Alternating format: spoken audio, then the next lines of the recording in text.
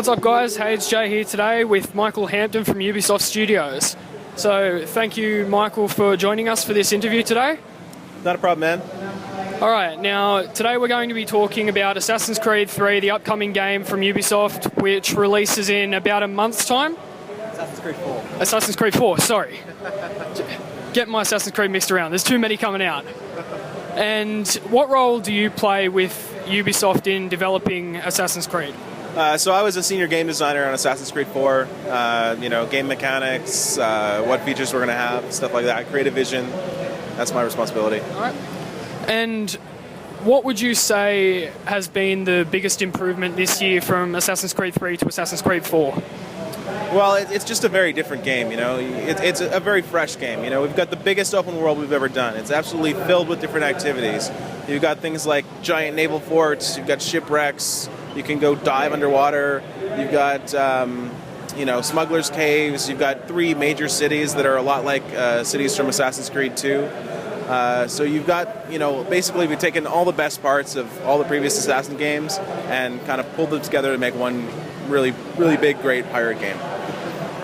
Now, I know there's been a large emphasis on naval combat, as with the Black Flag coming into it and being based around the Navy and pirates and things like that.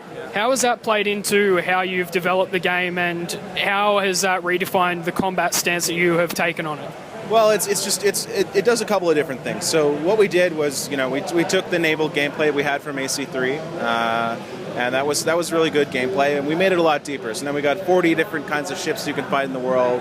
You've got multiple weapons the Jackdaw can use. You've got new weapons like the mortar and the fire barrels and heavy shot. So you've got all these different tools to use when you're fighting on the sea, and it's really cool. Also, the Jackdaw is an amazing new feature for Assassin's Creed. The Jackdaw is Edward's ship in the game. So the Jackdaw is like your second hero. And as you go through the game, you're going to be upgrading the Jackdaw constantly, so that when you start the game, the Jackdaw's like a tough little ship, but you can't take on everything by all means. And then by the end of the game, you can take on these ships that you never would have been able to even challenge at the beginning of the game. So you can see a huge power progression as you go through the game. And it's the first time we've been able to really do that in Assassin's Creed, so it's pretty cool. And in terms of gameplay mechanics, has anything been changed from your original formula or taken through from Assassin's Creed 3 that has caused a major overhaul in any way? Well, I think the biggest thing from Assassin's Creed 3 would be, we changed our detection and stealth systems. We simplified things, and we added a lot of feedback, so it's very easy to tell what's going on, whether you're detected or undetected or some guards are searching for you. These systems are now very, very clear. You understand how they work, and they're a lot simpler. So it's not as complex as AC3, which is nice. And now, you have a lot more tools as well in stealth to use. You've got new weapons like the Berserk Dart and the Sleep Dart, which you can use to, take a brute, a giant guard, and you can shoot a Berserk Dart at him, and he'll start attacking all the other guards.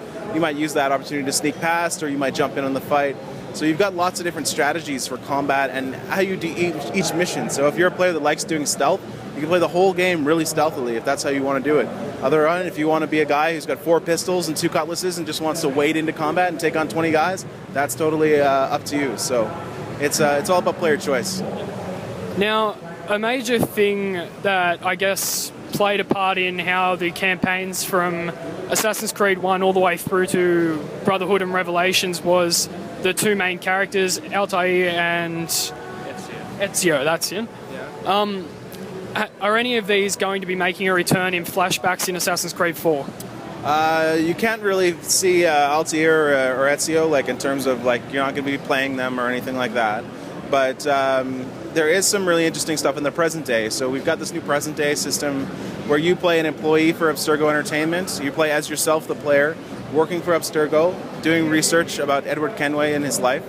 And so in the present day, you can walk around the Abstergo offices. Abstergo has been around since the very beginning, so you'll be able to find little nuggets of information. You can find stuff out about what happened to Desmond. You can find about certain things, little nuggets about Ezio and Altair. So there's lots of interesting information for those hardcore fans that are interested in those characters and in the long-term lore of Assassin's Creed. You can find that all in the present day. Now, in terms of multiplayer, have there been any new game modes implemented or any just kind of new system that might have made the game change since Assassin's Creed 3? Yeah, I think the biggest thing this year for the multiplayer is you now have the ability to create your own game modes. So I think this is a really cool feature. I think the players are going to really enjoy that. We've got a wonderful new setting for the multiplayer with the pirates. You're fighting on top of ships and all sorts of interesting little environments. You've also got a really interesting cast of multiplayer characters to choose from. So those are the big improvements this time for multiplayer.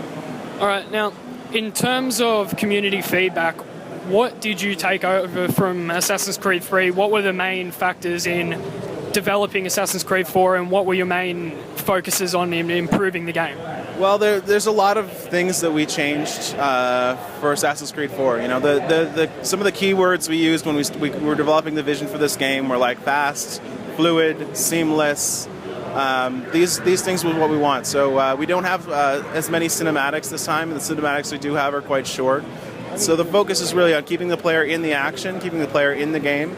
We have a seamless world, so that means you can go from the ship onto the land and vice versa without any loading. So we have very few loading screens in the game as well. So that's another thing. We want to keep the player immersed in the action, and that was really one of the major focuses.